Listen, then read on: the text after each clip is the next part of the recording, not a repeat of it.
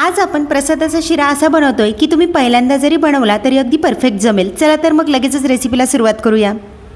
लागणार आहे आपल्याला 1 वाटी तूप, 1 वाटी जाड रवा, 1 वाटी साखर, 1 केळी, काजू बदाम, वेलचीची पावडर, केसर, 1 वाटी दूध, 1 वाटी पाणी, अशी 1 मोठी केळी घ्यायची आहे।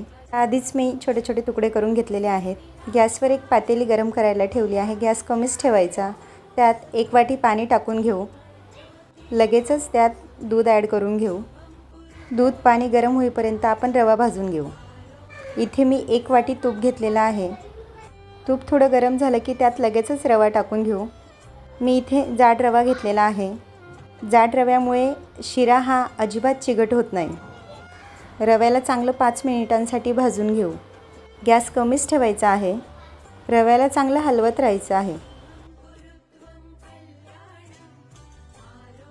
रवा अर्धवट भाजत आला की त्यात टाकून घेऊ। 5 मिनिटं होत आलेली आहेत।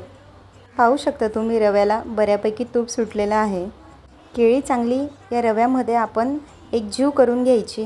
केळी आणि रवा एकत्र 5 मिनिटांसाठी चांगला भाजून घेऊ। केळी आणि रवा चांगला मिक्स झालेला आहे। आता यात आपण केसराच्या 8 ते 9 काड्या टाकून घेऊ। केसरमुळे शिरा खूप छान लागतो। केसर हे पूर्णपणे ऑप्शनल आहे। तुम्हाला जर आवडत नसेल तर नका टाकू। यात मी लगेचच काजू बदाम वेलची यांची एक पावडर करून घेतलेली होती ते ॲड केलेली आहे। तिलाही चांगलं यात मिक्स करून घेऊ 1 मिनिटभर। 4-5 काजू, 4-5 बदाम, वेलची असं मी मिक्सरला फिरवून घेतलेलं होतं।